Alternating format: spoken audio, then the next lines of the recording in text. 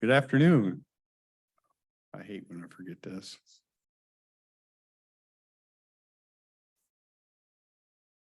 Okay, welcome to the afternoon, Wednesday after, is it Wednesday? Yeah, Wednesday afternoon work session. We have on the agenda today the LT1 presentation. Good afternoon, John. I'm Jim Mallett with the newly created reclamation. Yes. There should be a bright green button there, Jim.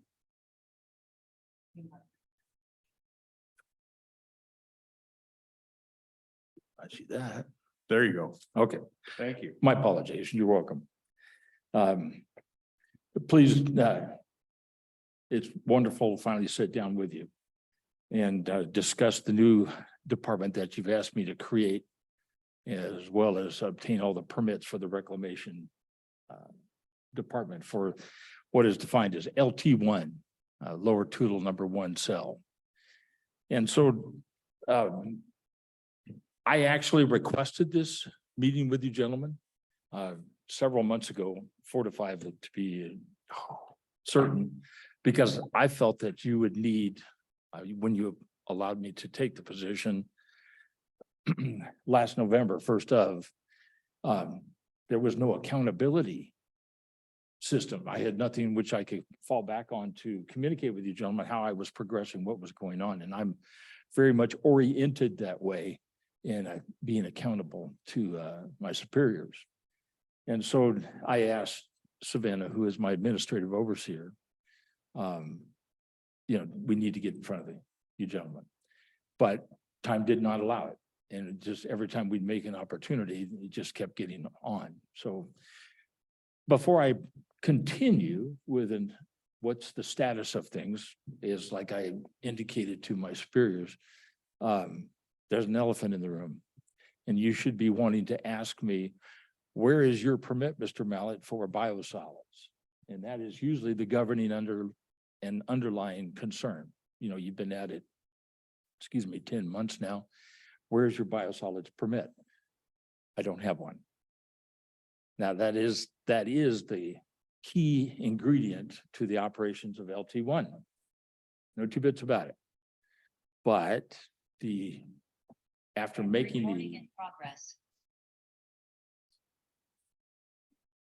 Okay, thank you.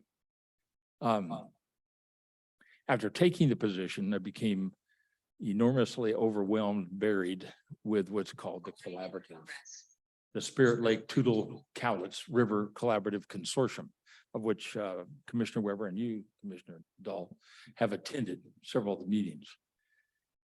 It is horrific, the amount of work to do on the side, especially when you're taking a novice like myself and trying to keep up with all of the regulatory agencies. And we have 27 regulatory agencies on that commission. And the rest of the 70 plus are just interested stakeholders or private property citizens who are just there to see something gets done with Mt.St.Helens. The objective, I took the position back in September of 21, when Commissioner Gardner stepped out. And I continued to operate my department for the county, vegetation management, as well as the state division for Education and Training Association for herbicides. I had the presidency and directorship for 9 years. And so I gave a lot of extra time to catching up on the collaborative, but it's not yet organized. It's not yet focused on its objective, and that being long-term management of the sediment from Mt.St.Helens. So it became important, and it was pretty much, it was communicated to me from your office that I was to concentrate on the sediment issue. And LT1, just coincidentally, is in a tipping state where the erosion has now exceeded its ability to resist and maintain its configuration against the hillside. And the erosion is moving structurally into the backdrop, which will affect the gun club, which you've built. when I first started monitoring the erosion,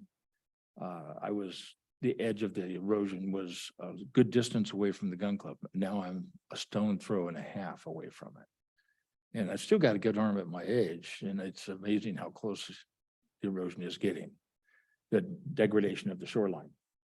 So I have concentrated on that.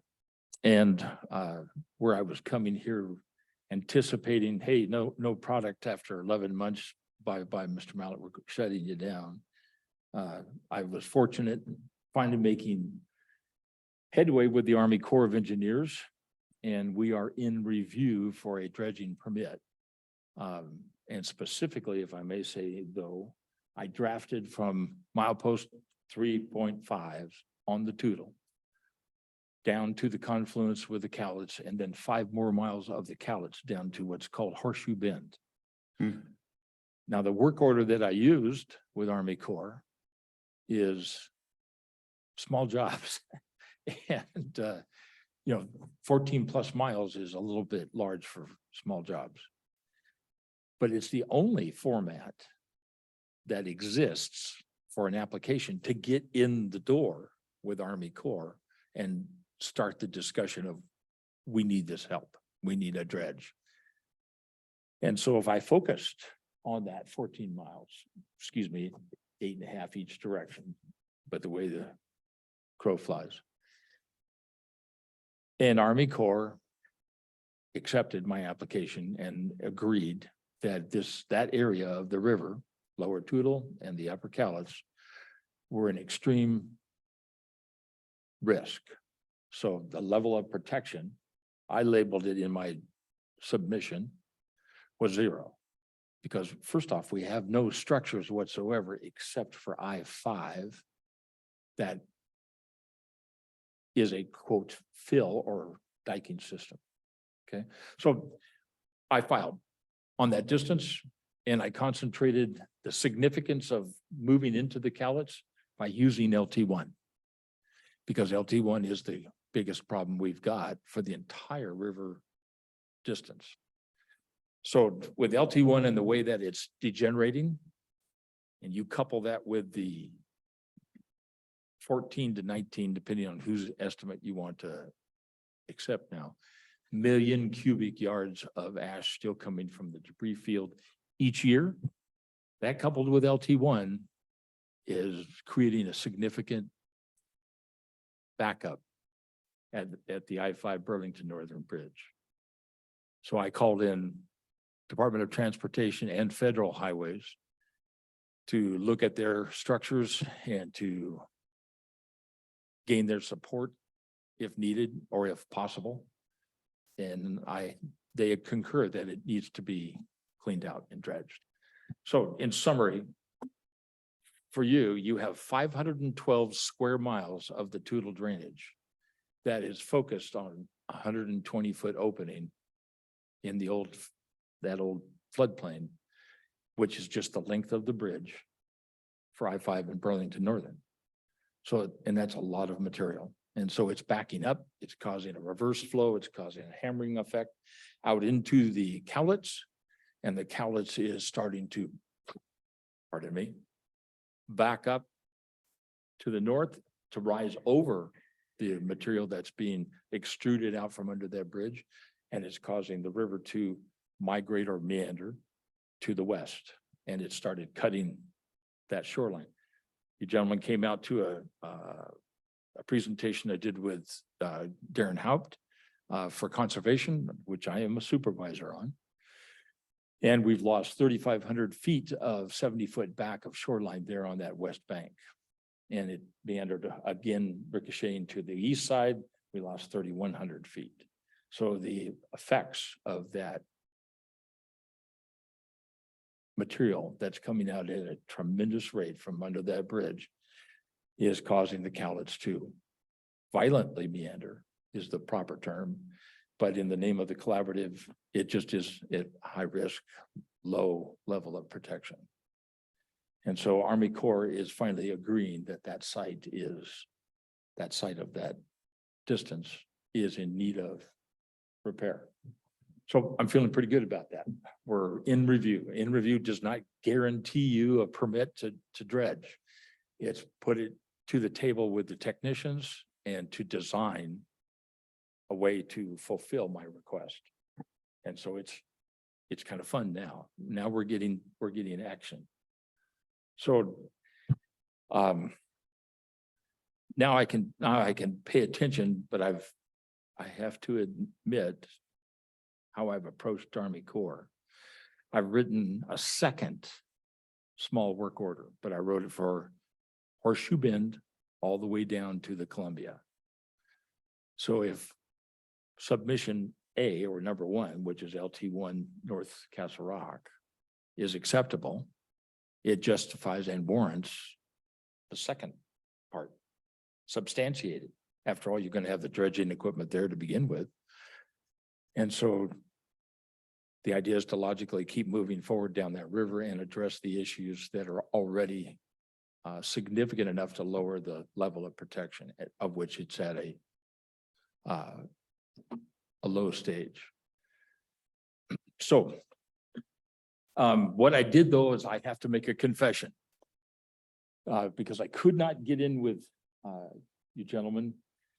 There in your right side of your manila folder is a picture of an aerial picture of LT1. And it says at the top of the page, in review. This is not rocket science, but all that is a couple of pictures after that of suggestions of them in design, but it leads you to the page of Title 4, Section 14 of the 408 for Army Corps, which is the authority of filing. Excuse me. It's the vector for filing a work request.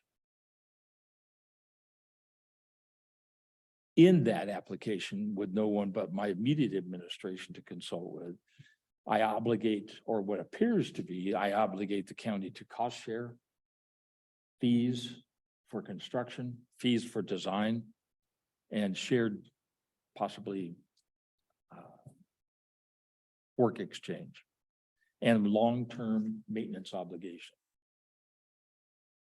If in the box there, which I've let you read it at your leisure, that's what I had to sign to get going. But I do not have the authority to obligate the county anything financially. First chance I got to sit with Commissioner Weber, I threw myself at his feet for mercy, pleased, but I also cleared it with Army Corps when I submitted.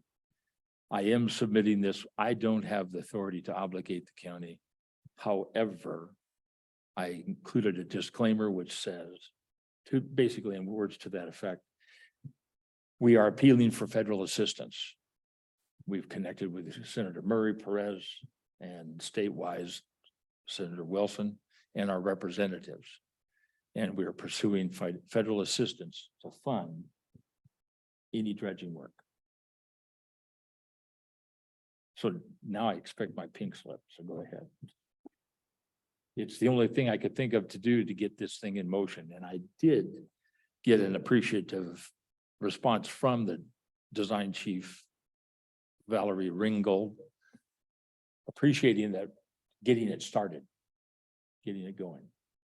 Of which at our last collaborative with Commissioner Weber present, I did not expect Army Corps to make any comments, public comments, but it was really a redeeming thing for me as we're at 11 months. That they acknowledged it was in review and that we were the first and the only agencies to follow the formats to get the work going. So questions, because now I can shut up.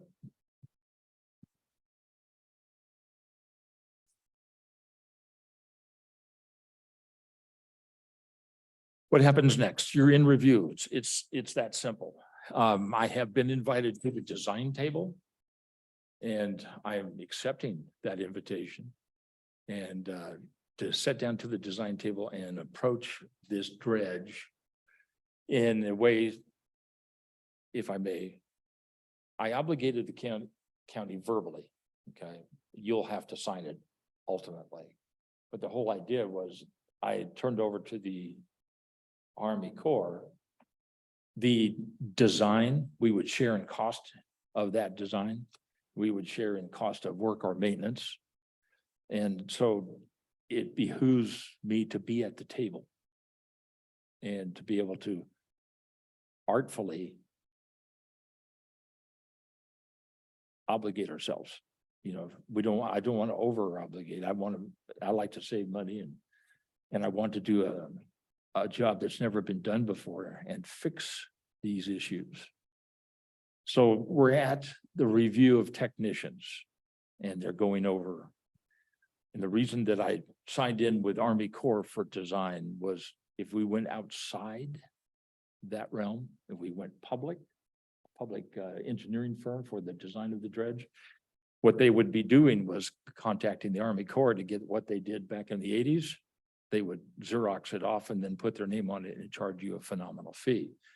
We're still going to pay for the updated design, but most of it's repetition. And so that's, to me, the logical way to go. And that's where we're at, is that discussion at the table with technicians. We still have, and I think I'm hearing my boss correctly, even though we are in review, they can still turn around and say no. They can withdraw.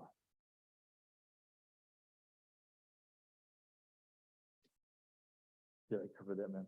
Okay. So that's what's important here. We have a window finally. I'm moving forward as hard as I can, as much as I can research and handle. A lot of this is really out of my league, but at the same time, it's kind of fun, if you'll forgive my nature. Sitting down at the table and the chance of sitting down with at the table with these experts and actually deciding on a way to fix dredge LT1 down to Horseshoe Bend. Removing the islands of ash, where to park them, store them, and then how to rehabilitate them or reclaim them, which is what I think I can do for you. And long-term and short-term, just depends.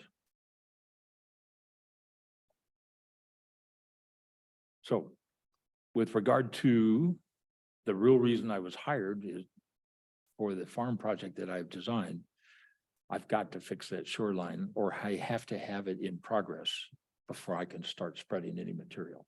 It's a moral thing. I can't move efficiently long-term and satisfy DFW, Army Corps, and building and planning the environmental with the shoreline being so close. And so it compromises the work I'm about to do. So I felt it smarter to delve into the dredging permit, go after it with gusto. So this is really interesting, Jim. A question for you. So if I understand it, you actually began with the biosolids project, and then you realized, or you decided that LT1, while being a perfect place, was imperfect because you couldn't hold the contours of LT1 along the river. And that led you to go into saying, how do I deal with that? And that's the Army Corps.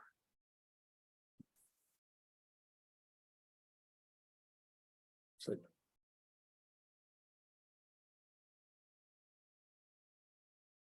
if I may, Commissioner Mortensen, when I first presented the design of my program, it was 3 primary levels, and that was composting, which was soil creation, amending that into the ground. Part 2, putting a cover crop that would utilize the nutrients, et cetera, that I was folding into the ground. And then 3 was shoreline mitigation management. And what I had proposed at that time, and it was in its infancy too, in design, was an in lieu fee program so that we could bring in outside investors to help us pay for that shoreline stabilization and manage long-term management. How I designed a shoreline back then was a buffer zone to insulate the farm and protect the river, but at the same time, harden that shoreline. As time progressed, which I know it's been a while, as time progressed, the state wrote out of the in lieu fee guidelines, the ability to work in the water. And so I had to, now I had to add dimension 4 to my shoreline mitigation. And it was, if I can't get in the water and stabilize that shore, which it's going to require, I can't go forward anywhere because Army Corps, DFW, and Department of Ecology were prohibiting the use of, let's say, for example, the biosolids. And even though I'm composting it to a level of safety, Class A, you can't do anything. They were stopping my biosolids permits just because of the river, and the river was degrading at an exponential rate. So all of that is happening at once. I hope I'm answering your question. And then I get appointed to the collaborative, and then I see the vehicle, not only to launch the whole farm, and the shoreline. Jim is confirming what I had assumed was the progression. Okay, good. We have an interpreter between us. Yes, you do. Your voice is so muffled. I really am dependent on her speaking to me, and it's not you, sir. It's me. The acoustics, they're really tough in this room. So, is it clear to you that stabilizing the bank will happen if you dredge? That's one of the parts I think it's beyond whatever I looked at before. And it comes to me a little bit as a surprise. So that causes me to ask, it's been done through a numerical modeling of some kind, or people know experience-wise if they dredge, the river will actually not twist as much and hog out the bank? Is that the way I should look at it? I've looked at it several ways and trying to employ other experts that have the degrees, for morphology and how to control that river. I hatched a plan that on your left side of the picture left side of your folders is a portable dredge. It's a track hoe, and it's got a vacuum cleaner on the end of it. It's an auger. And going through it with the designer and the man who employs it through Bergerson's construction out of Astoria, what I'm recommending is that we stabilize it one of 3 ways. And what they couldn't do originally back in the late 80s, the money wasn't there to stabilize that shoreline. And if I may back up, they did an aerial application of lupin seed from I-5 all the way up to the mountain. And it became our #1 noxious weed for the county, but not down by the river.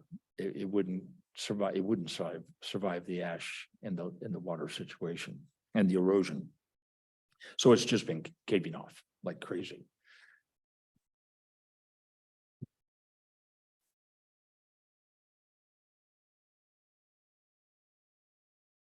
Do not have modeling.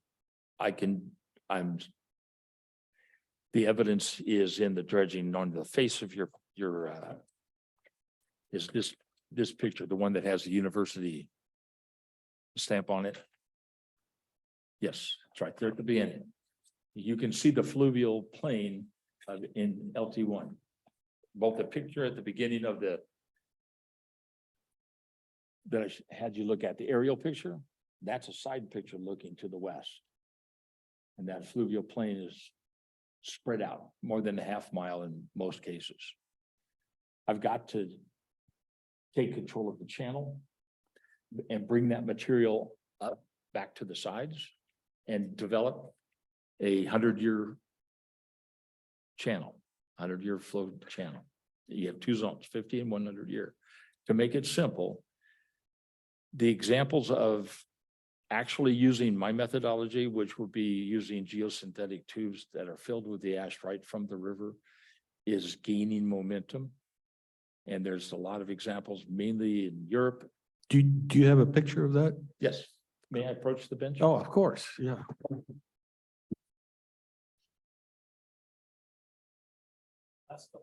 Last couple pages. Yes.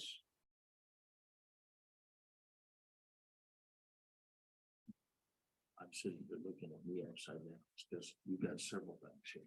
Yeah. I apologize. It's dredge style. Underneath the blue dredge. There's a series of pictures. That's a beautiful piece. Isn't it? Yeah. It is on the. And then the last picture. The technique of actually doing the dredge is different than what you've experienced. Instead of having a floating dredge at 75 to 150 foot long with an auger system stinger that plows through the floor. This one is, think of it more like as a vacuum. It'll handle the same volumes, just not quite as large as rock, 10 inches max. It works. The discharge is less turbidity, so it's kinder to the environment towards your fish and your pinfos, population of river floor. It is a very, and it'll give them, it's portable. And by that, I mean, Army Corps does not have a way to get a dredge above A Street in Castle Rock. Let me go back if I may, everything you're saying is really fascinating to me. Too much is what it is. The tubes, that's where, here's what I was going to ask you, what was the, when I go get my car repaired, I get a guarantee on it. And so if the biosolids experiment or program really depends on stabilizing the bank, then I have to ask, how long will the bank be stabilized? And then you came back with 100 years, the 100-year plan. And I'm thinking 1980 to 2022 is not quite, or 2020, just for easy math. The 100-year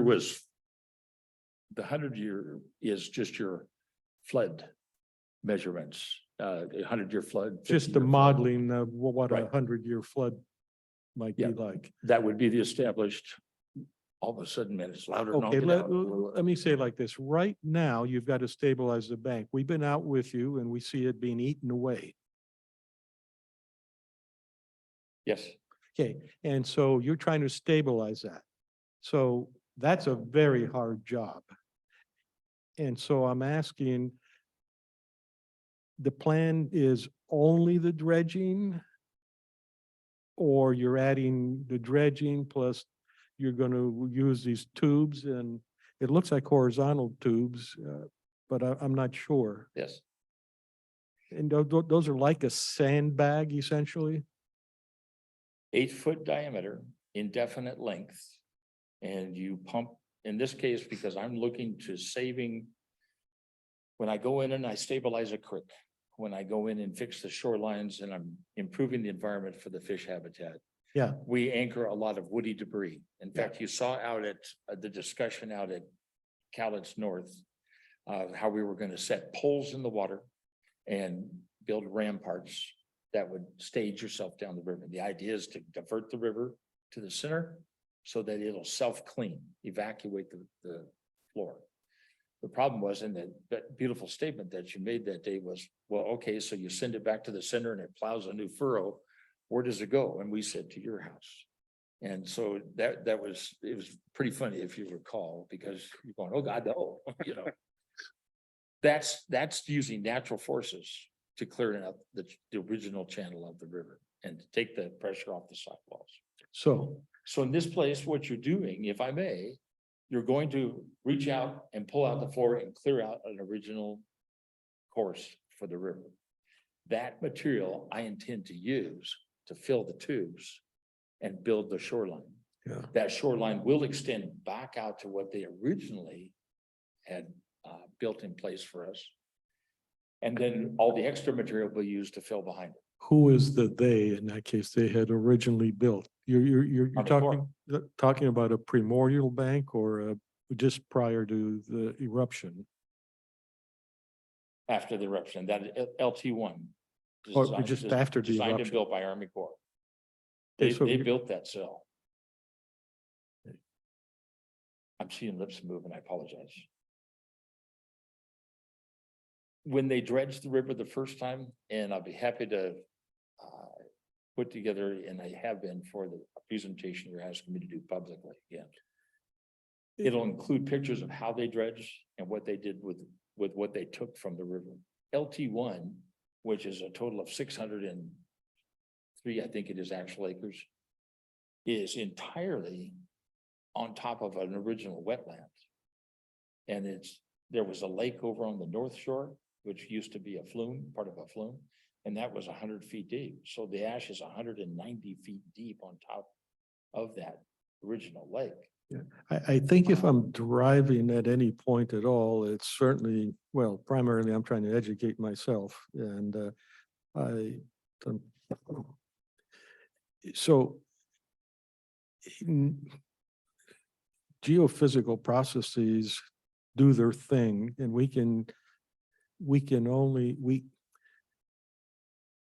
should have been dredging long ago. And in this plan for 100 years, the time you mentioned, I would expect that people realize there will be maintenance that needs to be done. I wouldn't want them to shut your LT1 facility down 25 years from now because the situation changed dramatically. I know there are no guarantees, but you paint your house whenever it needs to be repainted. And we should dredge whenever it needs to be redredged. And it's clearly more frequently than every umpteen years.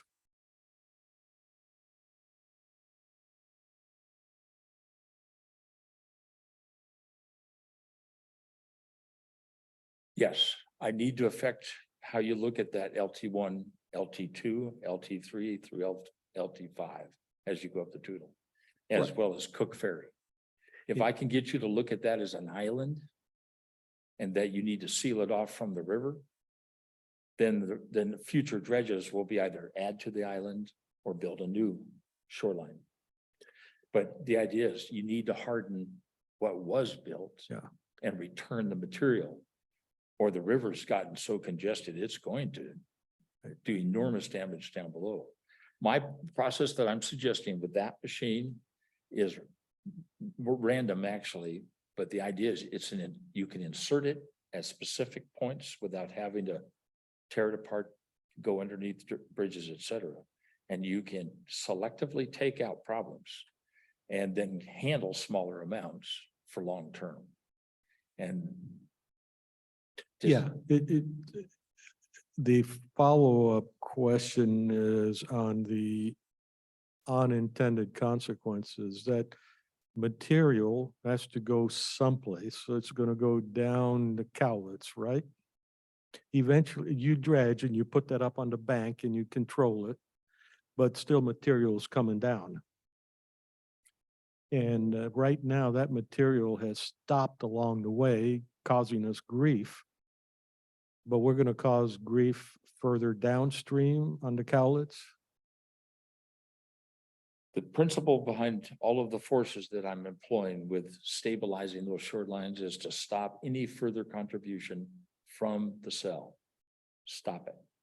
I'm now, how successful will I be? I now have at my disposal two very significant doctors in the Army Corps of Engineers who are experts, and I love talking to them about geosynthetics. And they are agreeable that building a shoreline out of the geosynthetics is 20 to 30 years is what you can guarantee, what it's usually warranted to do, okay? Yeah. It has a lifespan. So I compared that with hauling in riprap, gigantic rock. First, you got to find a supply. 2, you got to truck it. 3, then you have to anchor it. And its life, it's deemed, Army Corps looks at riprap of the significant sizes, 20-year lifespan before they have to start doing major repairs and restoring the bank behind it to continue to support that riprap.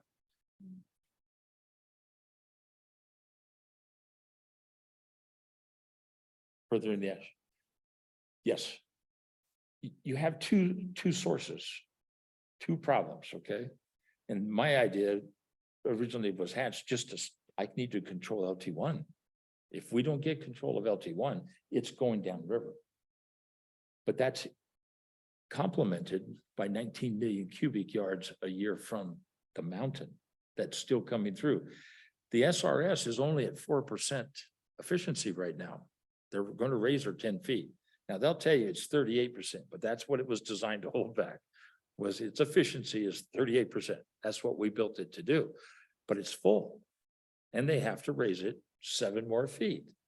And so we pointed out to them, and I believe you were there, sir, Commissioner Weber, pointed out to them that the capacity of the SRS, if we went 7 more feet, that would be the last raise because it had reached its earthquake resistive potential. So major earthquakes, certain levels, forgive me, I can't remember what Victor point they said. They can't add anymore because if in an earthquake, even a moderate one, it would turn to jello and it would blow through and Longview would be wearing it. So I said, okay, how high are we going? So not too long thereafter that, it was amazing. Suddenly they were going to go 10 feet, which is the absolute maximum height they can take it to resist earthquake, get the earthquake rating requirements under control. So right now she is only holding back about estimated 4% of that 19 million that's coming off of the debris field. The rest of it's blowing through when the water is right, she blows through the spillway and it comes to us.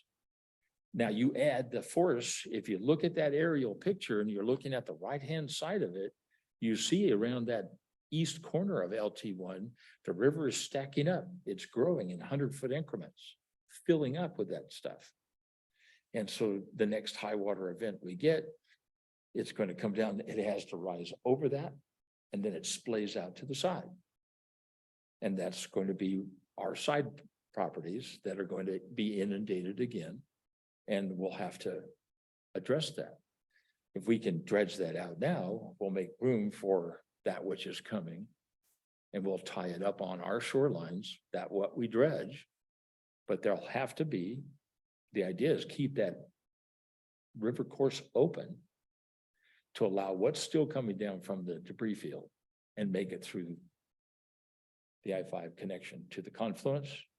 And then all the way down the Cowlitz to the Columbia. The idea is to reduce that amount. So you got to forgive me because it'll sound like I'm wandering, but I've also hammered at these meetings when I've had chances to present that I need my commissioners to be on the same page as I am. And I have been advocating that we can dredge LT1 down to the Columbia on the Cowlitz. But it's just going to fill in right behind us at the same rate that it's coming at an incredible rate. Question on that one.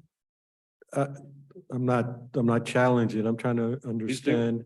At one time, before the mountain blew, there was a sediment transport that was coming down naturally.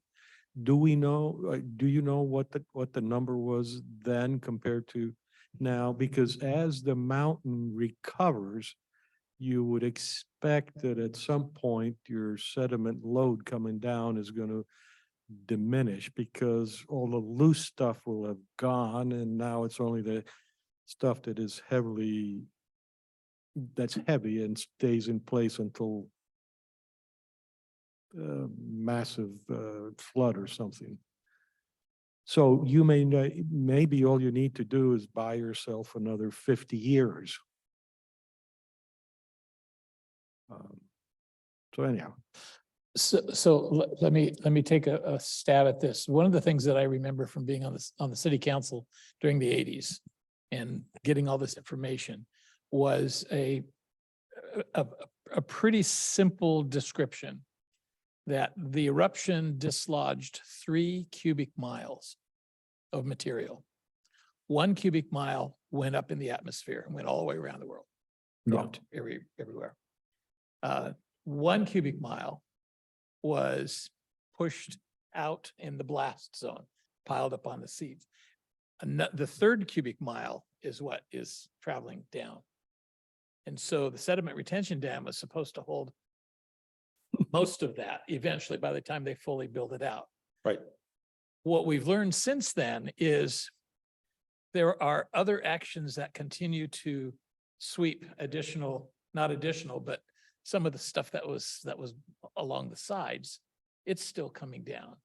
Tower Road eruption brought a whole lot of sediment down that nobody planned on. Same thing with the landslide at the outfall of Coldwater. Spirit Lake. So those are some of the additional things we're continuing to deal with. As long as I can remember being in Longview, the Corps had to dredge the Cowlitz River, the Columbia River, because that was the final repository. And, and that's continued. I mean, they had dredges out there this winter or earlier this year. So the strategies that are being employed, Jim's got one strategy and there are other proposals to continue to keep as much up north. Now, I remember when we were on the field trip, we were out on the sediment plain and we walked by the remains of a big geo membrane that was filled. That worked in terms of shaping that flow. And it's that strategy that Jim wants to use to harden LT1's shoreline so that up above it, we can do we can create the forest. Yes. That'll use nature to further anchor the sediment flow from the rainfall that happens. I mean, it's still an important strategy to continue to try to refine. The question that I have, Jim, and you can probably help me out on this, we're beginning to learn the importance of side channels. And I imagine the Corps is going to be incorporating what kind of side channels is desirable for, species protection within these hardened walls or these hardened banks. You see, And that's going to be part of the ongoing engineering that we want to work with the Corps. Because they're going to pay us a lot. here was my question, that those side channels are understandably, they would have been predictable. But now as vegetation grows, you would expect that those side channels actually don't produce as much. There'll be something going down a main channel because the flow has got to go someplace.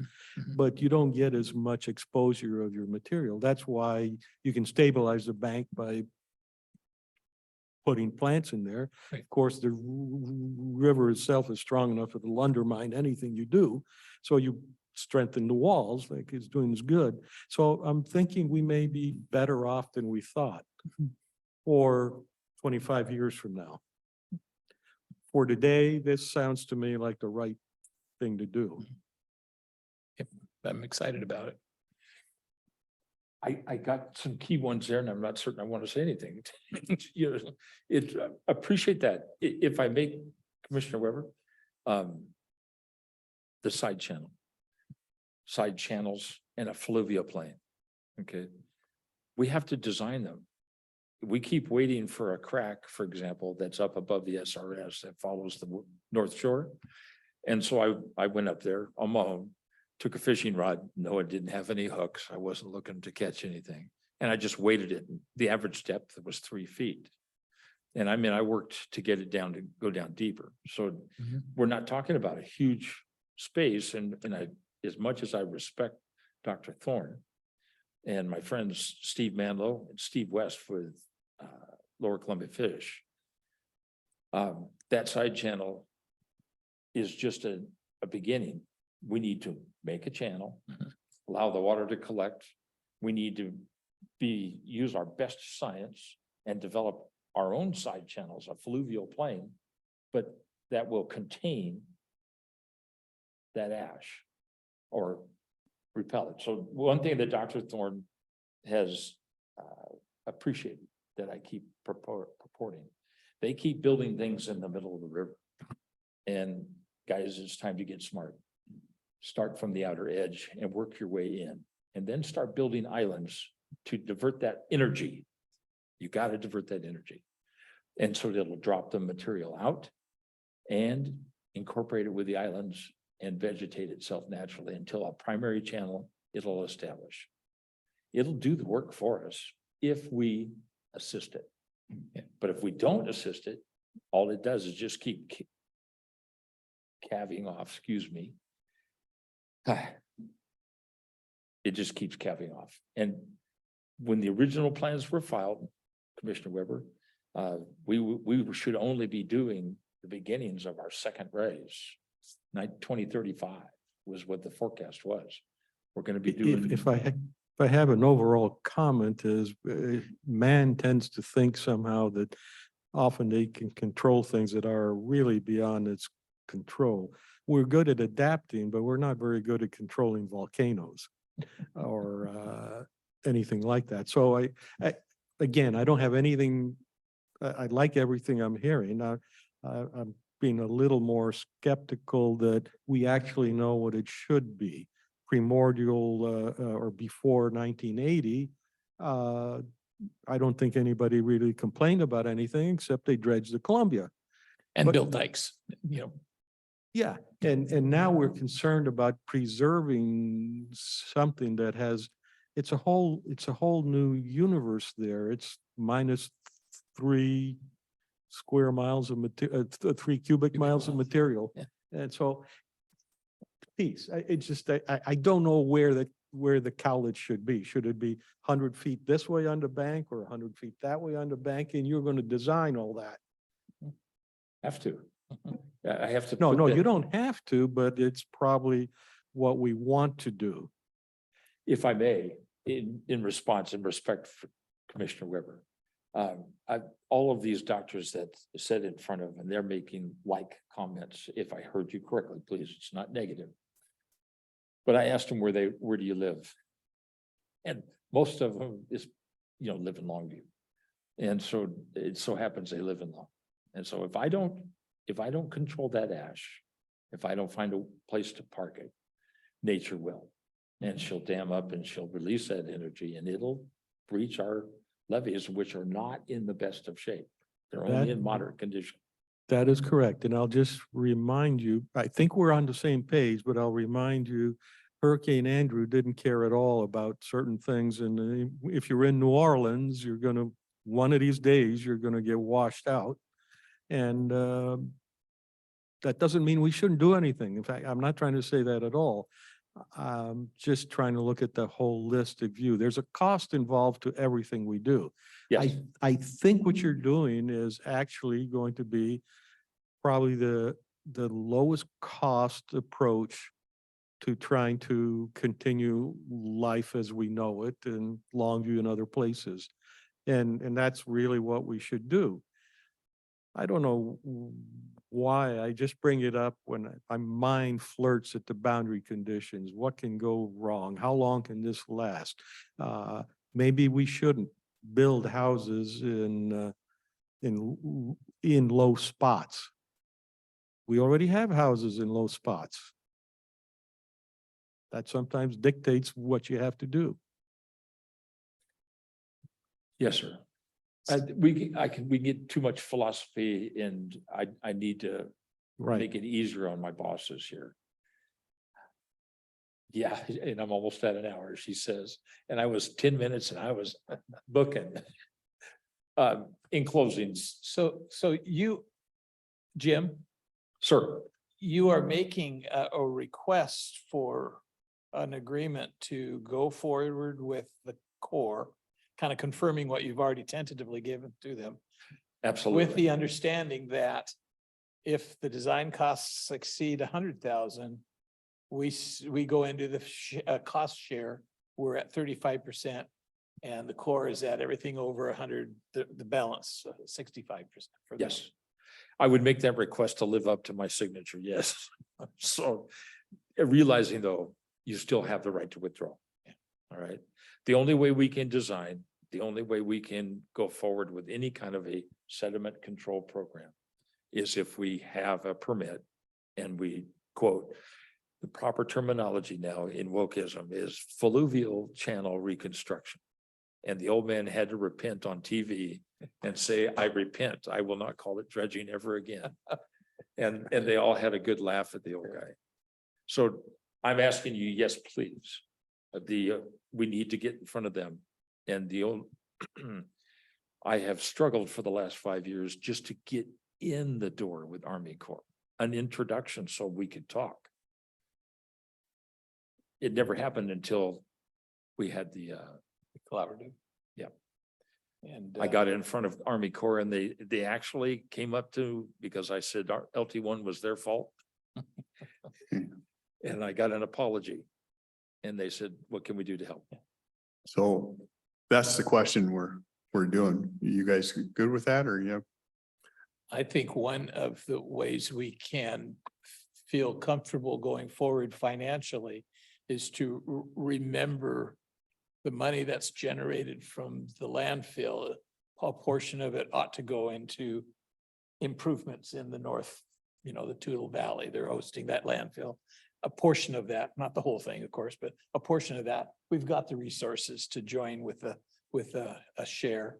At least that's how I kind of rationalize going ahead and making this commitment. We don't know exactly the amount of money because the study hasn't been approved yet, but I think it's well within a reasonable risk on our part because we have this extra amount of money coming in every year. So the commitment is for the study. Yeah, Yes. do you have an upper bound on the study? I don't, they'll determine. Yeah, I mean, I wouldn't want us to. They set the parameters. I wouldn't want us to commit to $1 million and all we get out of it is a stack of paper. Right. But I think overall, and I'd have to give me the grace of having that I might have to recant on it, but this is a big deal. And I think we should understand it's going to cost us. So I'm Yeah. okay with this. There are a Yeah, lot of people impacted. whole towns. Yes, for example. Exactly. Yeah, You got to keep the hand on the reins. Otherwise Army Corps will just rack up a heck of a bill possibly. But I have to say that thus far they're accepting my push. Let's keep it common sense and let's keep it reasonable. Yeah. I please would ask for further audience with you gentlemen, not necessarily formal, okay? LT1 project for the composting, and yes, I'll get a permit, that will happen. But the composting, the tree plantation, and now I have a provider of those sources. And the fee in lieu mitigation, which I'm taking to actually legislative levels to help force some modifications in their rules. Okay, pays for itself. It will pay you a dividend surplus that I sincerely believe if everything will go and DOE will enforce the law as it's written. So one of the interesting facts Jim gave to me about financing down the road with this in lieu of In the fee. mitigation fee was that we have a huge major American corporation that is under pressure from the government to atone for blocking fish passages. And that's BNSF.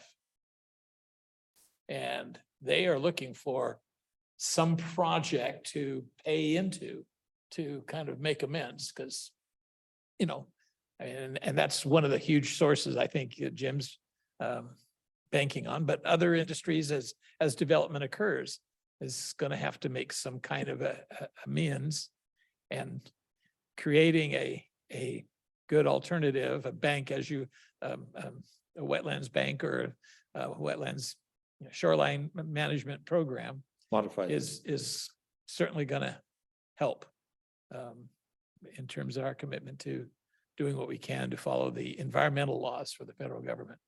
They've So- asked me to draft not only the fee in lieu that I proposed for RLT1, the shoreline mitigation. They've asked me to do the entire length of the watershed from the mountain to the Columbia, which is an enormous undertaking. I'm not certain I'll live long enough. Yeah.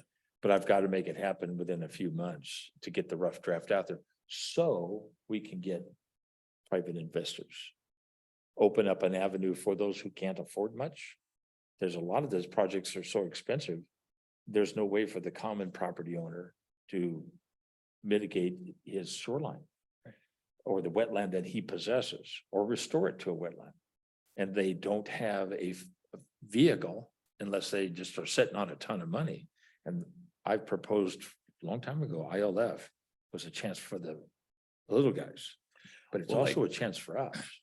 I dare say the neighbors on West Stock Road would be more than glad to have the properties to the north be one gigantic wetland. The surface might, Yes. but that's a different issue. There's always risks. The mountain may blow again, Commissioner Mortensen.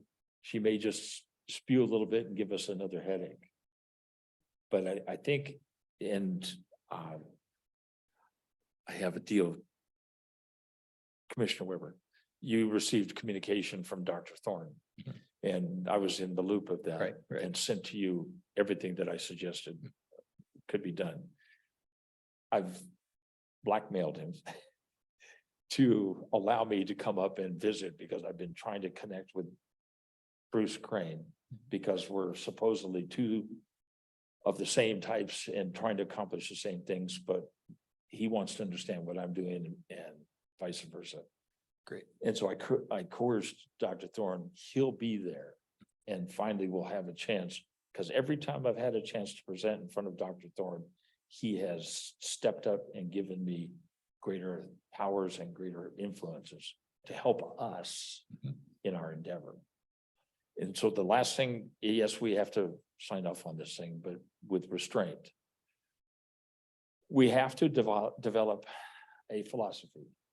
If you dig a hole in the sand, it fills in right behind you. Okay. So the philosophy that I've hammered and hammered for the last year and a half, I've been laughed at. I've been muted. What little I speak because of my challenges. But nevertheless is we have to do two things at the same time. We need to dredge in order to protect raise the level of protection and protect our communities, our life and property. But secondly, at the same time, we must address the debris field. Now, the Forest Service officially, unofficially. Now, the debris field, you mean up above it, the sediment retention structure? All the way. Way to up. All the Yeah. way to the vault of the mountain. Okay. All the way to the very debris field. And so I've presented to the Forest Service how to overcome the monument rules and to address our major contributors of those upper reaches that are continuing to calve off and contribute so much debris every year. And they've accepted my writings and I have a couple of more submissions because they're talking. But if we don't do it starting at the top in an efficient, in a selective, strategic manner, controlling some of those upper rivulets, we're not going to slow for years to come. And we're not going to be able to keep dredging. I mean, it's just not going to work. And the second part that I ask of my commissioners, as you look at this philosophy, we have to start at the top, work our way down. It makes sense. We just keep digging in front of it. Number two is the present projects that we're supporting through the collaborative. They will not remove any sediment from the river. They just are putting woody debris. They're trying to divert the river. They're trying to divert the ash. But the bottom line of all of their permits, and I've read them, sir, all say to facilitate the movement of the ash through the zone that they're rehabbing. There's no stopping, there's no retaining, there's no effort made to tie it up. And so we have to have a selective dredge, fluvial channel reconstruction philosophy now, starting at the top, working our way down and tying it up as we go and removing it from the river, or we will not be able to control the ultimate end point, which is down here at the Cowlitz.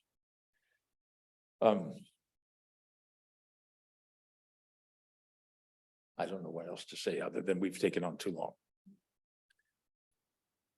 Yes. My friend and administrative is saying, any questions? I I think there was an implicit ask beyond this ask that we've approved that we'll back your signature up, right? Yeah. Okay. So then the next one is, in order to continue your biosolids program, you're talking about trying to get investors, right?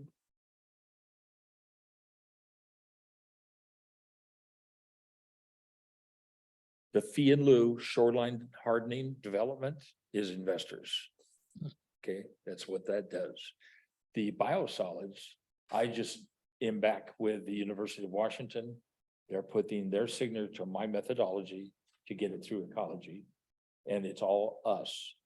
It's all us. Okay, then you will need some capital to build that first, before you can sell the product, you got to create it, right? Yes. And yes, and I've been asked, putting together a budget to start, with 2 men and a equipment purchasing fund. And then after that, it should pay you back, pay the community back.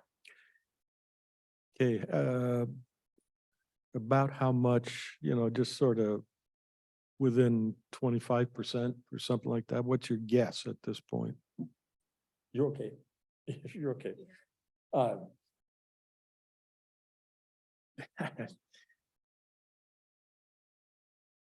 Estimate on the equipment before, when I first made my second submission to you gentlemen a few years back, was $600,000 buys all my equipment. I need 2 people and me, and I can run it and I'll turn a profit within the first year. Now with inflation, I know that 600 is a million.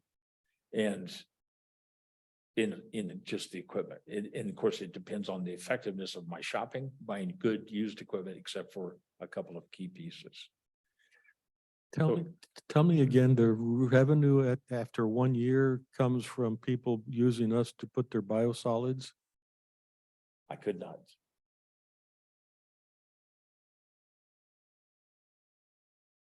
I speak very cautiously because everywhere I presented, I want you to know it's in excess of all the rotaries, all the major businesses.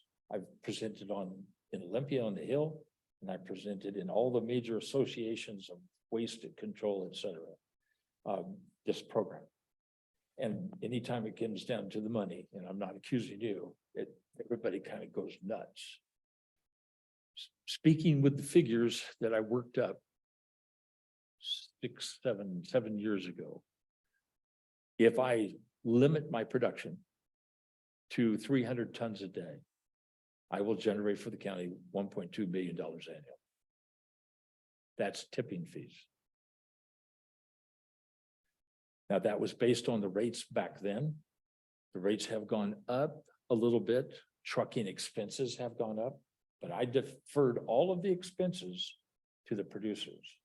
So I became a receptacle, regional receivership of biosolids from as many cities as I could sign on to produce a Class A.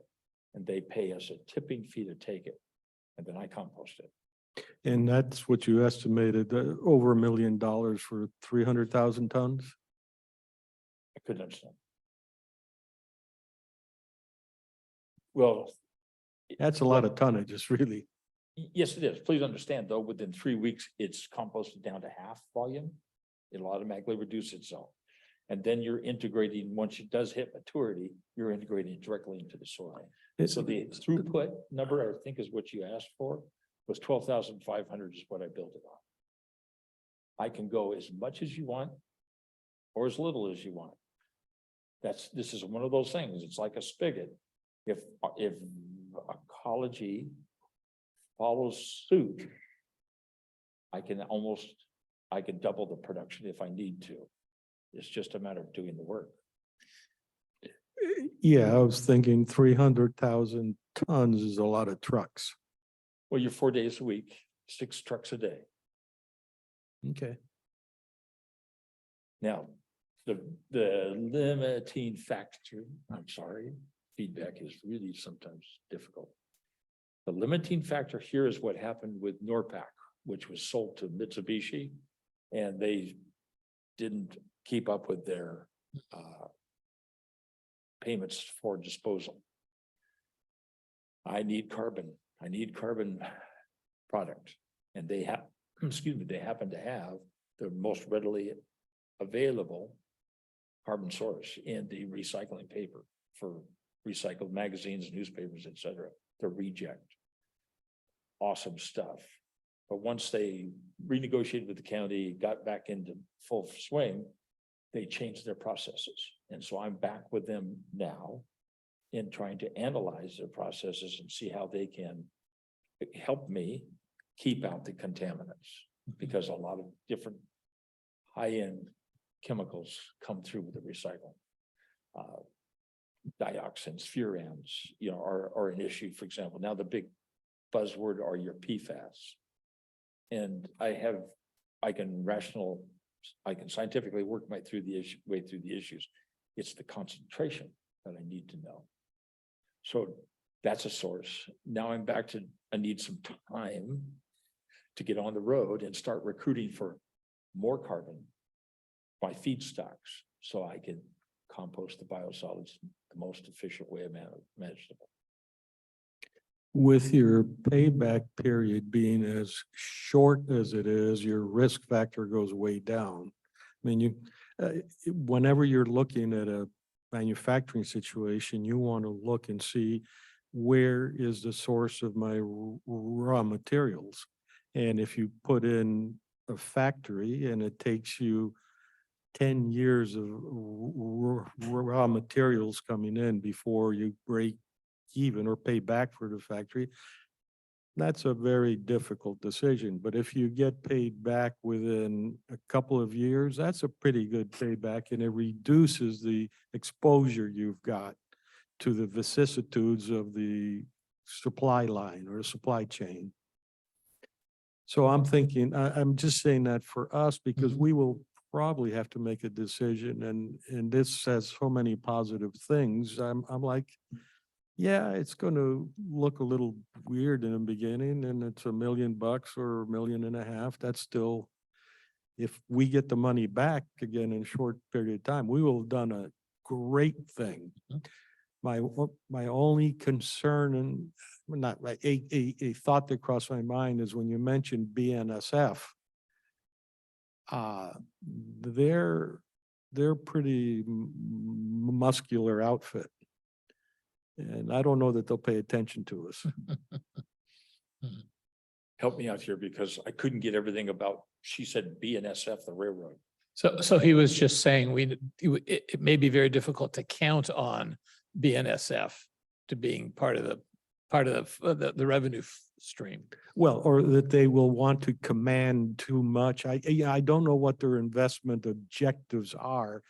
I am saying trying to get something through BNSF is an onerous task, and we wouldn't want to be subordinate to that kind of operation. Not quite certain I filled in all the blanks, but if I may, real quick, I've spent an inordinate amount of time on the road, and BNSF was one of the companies, that's not the right word. The Wagner Group is who I presented to out on the Kelso runway in their Learjet, because they didn't want to be seen in public with me. So nevertheless, in all good sense of humor, our project LT1 just by itself was, in their estimation, 1,000 times better than anything that they had to invest in for mitigation up and down the state. They were putting in 37 new miles through a new spur through our county. Now they have to Lewis County, they're up into, and they're into Thurston. And so Mr. Wagner, Senior, said, come back to me. I'm older than him. Anyway, that's the sad part. come back to me and we will find a way. We would like to buy into shoreline stabilization for the Mt.St.Helens reclamation. That is a purpose, a moral purpose they felt was greater than the Cowweeman by far. And I'm not trying to diss the Cowweeman, but this project has significance to preserve this community. And everything about the watershed and the restoration thereof. So, yeah, I'm not quite certain how you were mentioning BNSF, but they were very interested. Longview Port was my first biggest customers for mitigation, but they couldn't wait. I was taking too long getting it up and running, so they're developing another section. But they have other customers too that they're willing to share. I can be a little crude and say, I was thinking of the Iliad, beware of Greeks bearing gifts. That's one thing why I've sold this thing up and down the state. First, I needed to get it through my administrations over the years. And I need the more customers I can bring in, those that drop off. I have insurance. I truthfully, Commissioner Mortensen, I've worked my tail off. Every aspect of this program, is all about restoring the fish, restoring the watershed, and making it functional. That is, because there's no perfect restoration. Comment, Commissioner Weber, I will be seeing Dr. Thorne Friday along with Mr. Bryce. And I will be addressing for the first time, cornering him in a polite way. I want to see how to apply his philosophies in an exponential manner, a moving forward manner. So, Arn, you mentioned a figure about setting aside in the budget. Did you say 1.2 mil? Oh, I actually said 1 to 1.5 million or something like Okay. that. Wouldn't. Because I think it makes sense to go ahead and kind of select one of those figures so that we can tell Kathy to carve it out as she's making up the budget. If you don't mind, I did come up here to give an update on the budget side of things. We are, our plan was to provide a status quo budget that includes Jim's payroll, benefits, labor, miscellaneous O&M supplies. Come back to the board once we have moved forward on progress with our permitting through the budget amendment process. If the board, would rather have us submit a budget that includes the numbers that you just mentioned, we can of course do that. We just wanted to have an opportunity to give the board an update with some maybe a little bit more solidified permitting, plans prior to making that request. So that was our plan to move forward. We were not going to make that large request during this budget season, but we're at the board's pleasure. So if that's something that we should do now, we are more than happy to do that. You following? I mean, I can't- the idea of creating budget capacity doesn't mean we will spend the money, Correct. but I think it sends a pretty powerful signal that we're interested, that we're supportive. And that's kind of more the symbolic. Sure. It's the message that we send to the other folks that we're in, Thank you. but that's just me. He's the most, whenever they go for the left here, it means there's a question of doubt. And I like that. I've grown this program, sir, on nothing but negative. Yeah. And but yet publicly presented and to the scientists, I've got nothing but approval. I like negative. Let it fly. I don't really have any. When you just talk budgets, I don't know, you're dealing with government agencies and this could be years down the road still. You just never know with these people. And you got to get permits through the Department of Ecology, and I have no faith in that group. I'm sorry. Yeah, That I I think heard. my purpose wasn't necessarily to earmark the money today, but just for us to be in tune or understand that, see if we all agree that it is worth a substantial investment. Yeah, And but I agree with that. I think it's worth a substantial investment. I'd like to see that we're going to get there. yeah, Agreed. Part of the problem we face is some of our assets are in the ARPA funds, and we have commitments for when they have to be spent and all that. I don't even know if we can use it or this. That's what we have our ARPA experts on. We'll get the money somehow, Yeah. I think. And- Now, if a lot of times you talked about in here about working with federal grants and stuff for some of this. Now, a lot of times they want to see a match.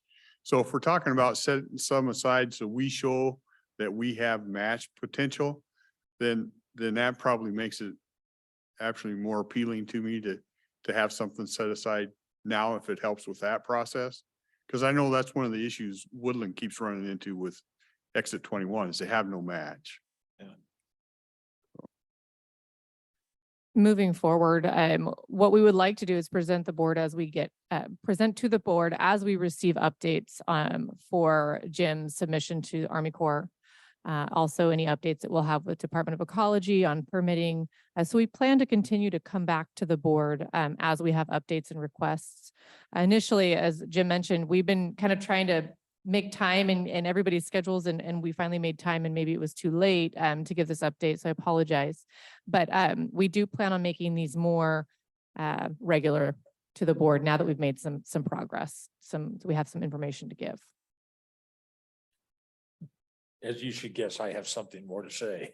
So I would love to meet with you gentlemen in less formal, so I'm not putting so much strain on the public communication. Fine, make it public eventually. But there are several opportunities in this plan, series of plans, both for LT1, but all the other cells, and also to especially with DFW and ecology, where part of their service needs to do their restorative work could be generated by Cowlitz County, because they're not going to compost. And I can walk circles around Mr. Crane, because we've talked on the phone about the technique of making that soil stay using the science. And he agrees, Dr. Thorne agrees, we need the glue. The glue is in actually the additive. So there are business things that we can do to help generate more money to do more work. Does that make sense? Mhm. Okay. You got to shut me up now. I don't want to lose you. Yes. I never intended this long, gentlemen. Thank you. And I apologize for being a little bit late from my noon meeting. I ended up getting involved in a pretty sensitive discussion on family members with Alzheimer's. And, I couldn't walk away. So a little bit late. Are you satisfied and pleased with the in review? Finally forward towards any kind of a permit? Mhm. Okay. Yeah. All right. I think that's good. Moving Thank you. forward. Thank you. All right. Thank you.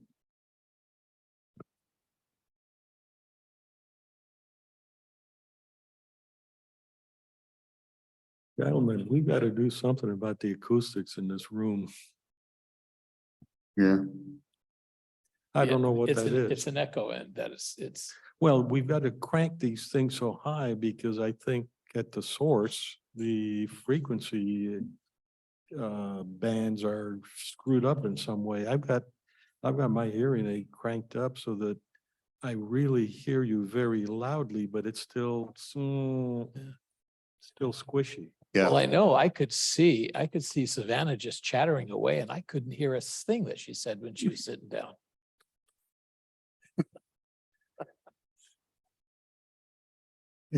Anything else? Good. Okay. Go ahead. Thank you.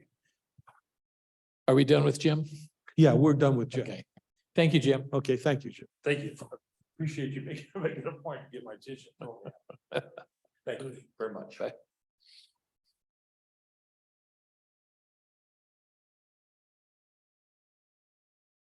Got a crank this down a little bit. I did want to ask you or discuss about guidelines for some of this stuff starts to be business proprietary, I think.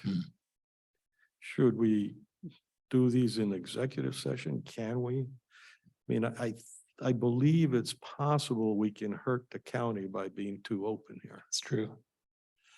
So anything that would have to do with negotiating prices, costs, charges, I think that can be done in executive session. Under contract provisions. The concepts, not so much, but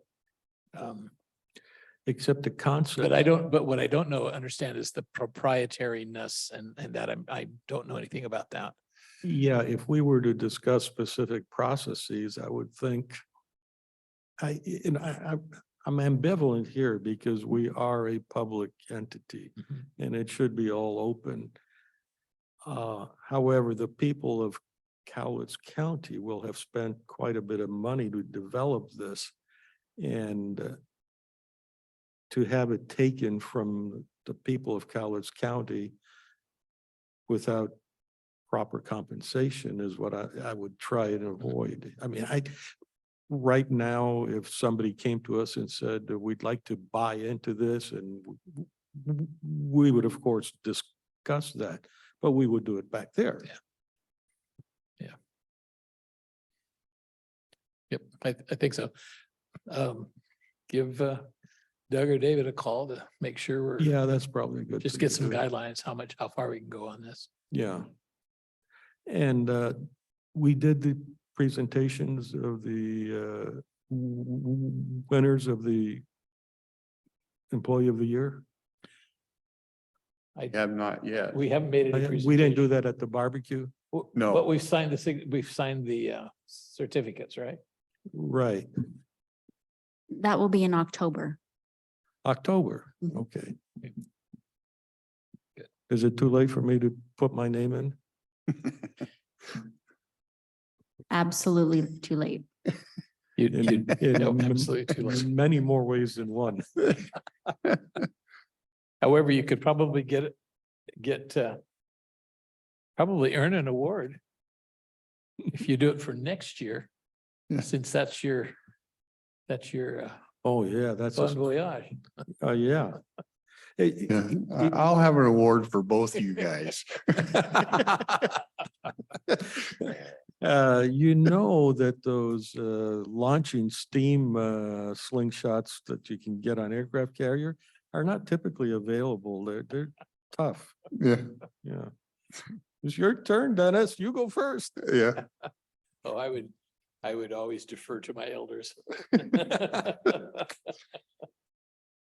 So I remember we looked up the latitude of Oh, Colombo. yes, It really is 6 degrees north North. and it's all totally south of India. So all of India is Northern Hemisphere. is yeah. well north. And the equator comes very close through Kuala Lumpur and Singapore. Okay. And the other question was, did it go through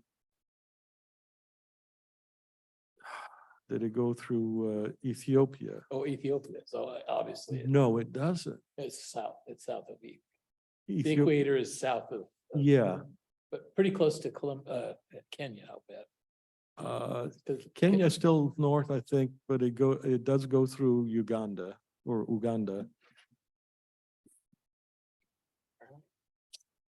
These are all interesting things I Yeah, realize. Well, people don't realize how much of the earth, the non-aqueous earth, is above the equator. It's like 75% or something like that. Population wise, it's the same thing.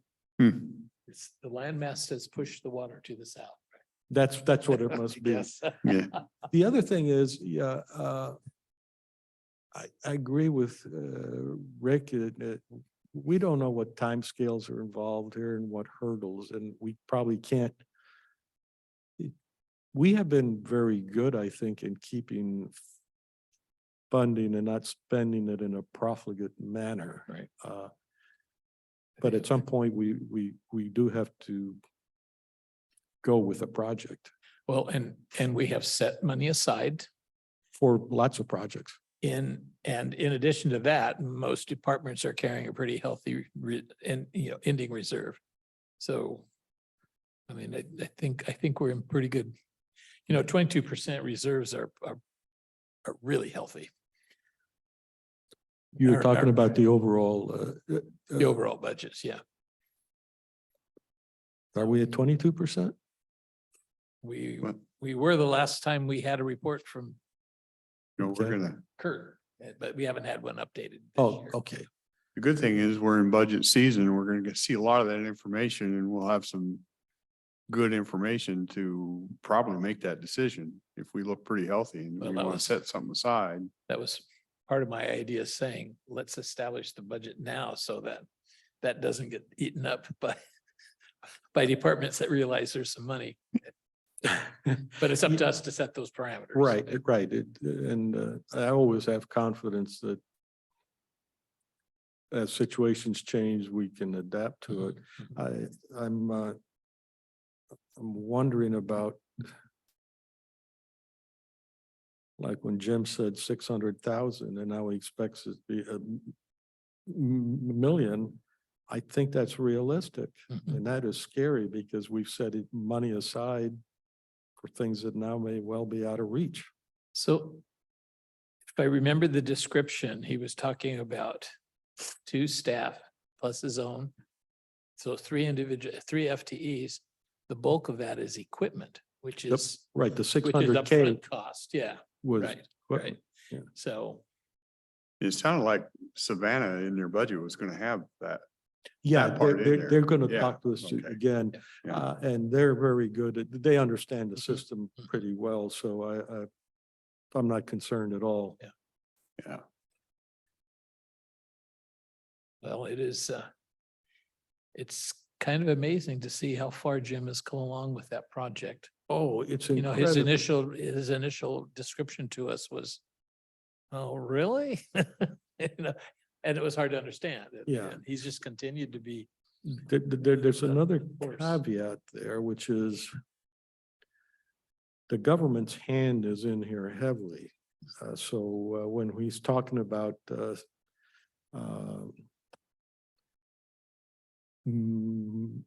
mitigation banking and all that, that could go away tomorrow with a stroke of a pen. Having to deal with biosolids isn't going to go no, away, that's true. just like the landfill isn't going to go away. Yeah. But all the extra perks you get from making it, That's true. Right. Okay, interesting stuff. See, nothing else. I got chastised because I didn't let people speak at yesterday's work session. But I don't see any hands or anybody here today. yeah, so- it's probably useful to say in the beginning, but I think people know us by now. Yeah, you want to say something, do it. Yeah, yeah. Well, But we're it's, down to our last 2 attendees. So yeah, Elaine and Carol, thanks for Yeah. hanging in there with us. okay, we will adjourn. Thank you. Bye-bye.